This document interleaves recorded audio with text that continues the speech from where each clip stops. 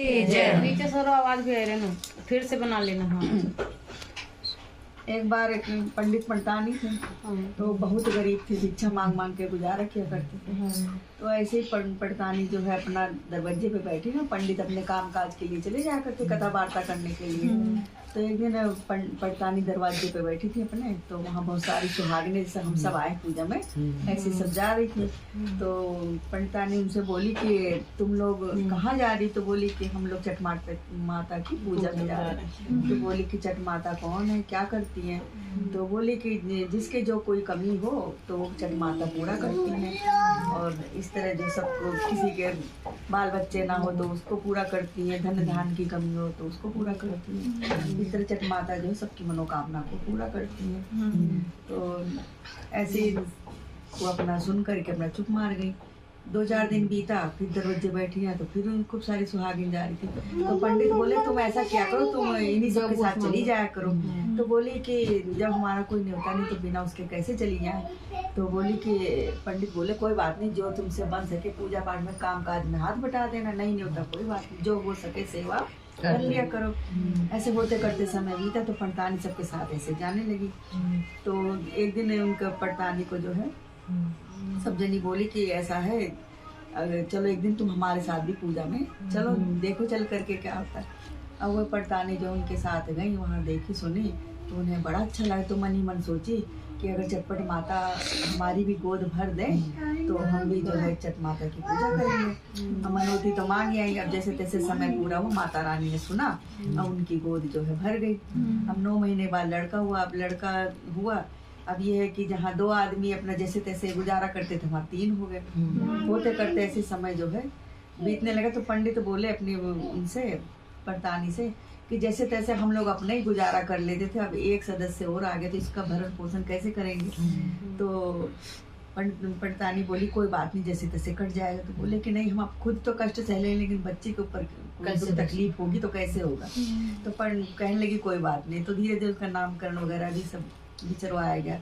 तो उनसे पूछा गया तो पंडित बोले कि लड़का तो ठीक ठाक है, लेकिन इसके ना ग्रह दशा बहुत है, जो नाम जैसे बहुत करेगा, लेकिन ग्रह दशा इसकी ठीक नहीं है। अगर तुम रोज 1 किलो जो है नमक दान करो तो इसकी जो है ग्रह दशा ठीक होगा। ऐसे होते करते पंडित बोले जैसे तैसे तो हम अपने ही गुजारा करते थे, अब कैसे इसके लिए हम वो करेंगे, इसका नमक कहाँ से इतना हम लाएंगे पैसा जो दान करेंगे।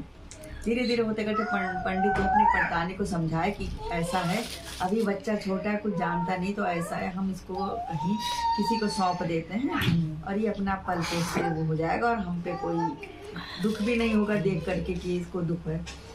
तो पंडितानी नहीं मानी, जैसे तैसे फिर पंडित मनाए, मानी। तो पंडित उनके बच्चे के लिए कपड़ा उपड़ा ले करके आए, उसको अपना तैयार करके और गए जंगल के रास्ता छोड़ने के लिए कि कहीं छोड़ देंगे तो जहाँ कहीं होगा अपना पल पहुँच जाएगा।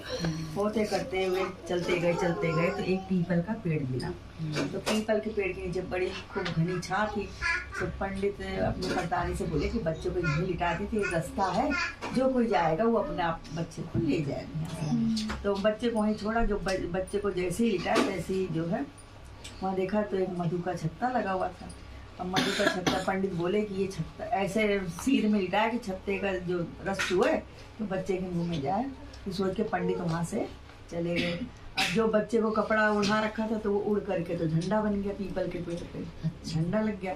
और जो मधु का छत्ता था उसमें छेद हो गया, तो रस जो है टपका करे तो बच्चे के मुँह में जाए। होते करते से दिन बीतते गए और बच्चा जो धीरे धीरे वही रस पी पी के पलता चला गया। अब ऐसे होते करते अब जो कोई राहगीर वहाँ से जाए और जो कोई अगर देखे कि मतलब वहाँ कोई बच्चा है धीरे धीरे बड़ा, तो सब नाम प्रसिद्धि होने लगी। अगर कोई मार मनौती करे तो वो उसकी पूरी हो जाए। इस तरह होते करते वो जो बड़ा सा मंदिर बन गया। धीरे धीरे बहुत लोग आने लगे। अब इस तरह होते करते काफ़ी समय बीत गया, तो बाबा भी खूब बड़े हो गए, दाढ़ी वाड़ी सब हो गई। अब एक दिन पंडित पंडितानी ऐसी भीख मांगते मांगते उसी रास्ते पे गए अपने। तो वहाँ गए, अपना भीड़ भंडारा खूब चल रहा था, खाए पिए और वापस लौटने लगे। तो उनके जो और साथी थे वो बोले कि तुम यहीं रहो, यहाँ हम लोग भी मांग जांच के अपना आते हैं, तो अपना भोजन पानी करते हैं, और बाबा यहाँ के बहुत सेवा करते हैं सबकी दुखियों की।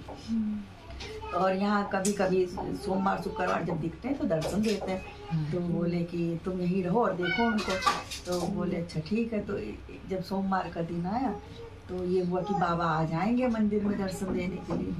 अब वहाँ सारे भक्त लोग सब खड़े थे, तो बाबा आए, सब देखे सुने। तो वो जो है सब पूछने लगे कौन बाबा, कैसे सब बताए। तो पंडित पड़तानी को अपना वही याद आ गया कि हम ही छोड़ कर गए थे, कि बाबा अपने आप पीपल के नीचे जैसे कहानी दूसरे बताते हैं। तो वही वो सोच करके कहने लगी कि बच्चा तो हम ही छोड़ गए थे। तो पंडित उनको बाबा को पकड़ के रोने लगी। तो बाबा कहने लगे क्या बात है अम्मा, सब कोई यहाँ जो कोई आता है दुखिया वो खुश होके जाता है, तुम क्यों रोई।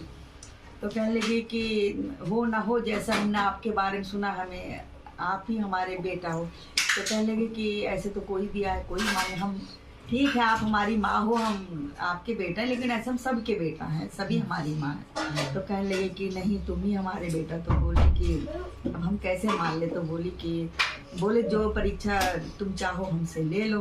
बोले अच्छा ठीक है। फिर दुहार बुलाया गया, बोला कि भाई अब ऐसे तो हम परीक्षा नहीं ले सकते, लेकिन माँ बेटे का रिश्ता जानने के लिए तो करना ही पड़ेगा। फिर दुहार बुला करके उनके स्तन में खीर ठुकवाएगी। तो जैसे ही खीर ठोकी तैसे दूध जो सिर्फ बाबा के मुंह में गया। अच्छा। अब ये देख करके सारे अचंभा में हो गए। सब बोले कि हाँ भाई माँ बेटे का यही कहीं रिश्ता है।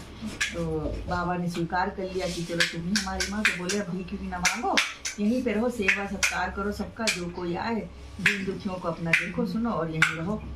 तो बोले कि हमारे नसीब में तो नहीं था, लेकिन हमने तुम्हें छठ माता की पूजा सिखाया। तो बोली छठ माता कौन है, क्या करती है।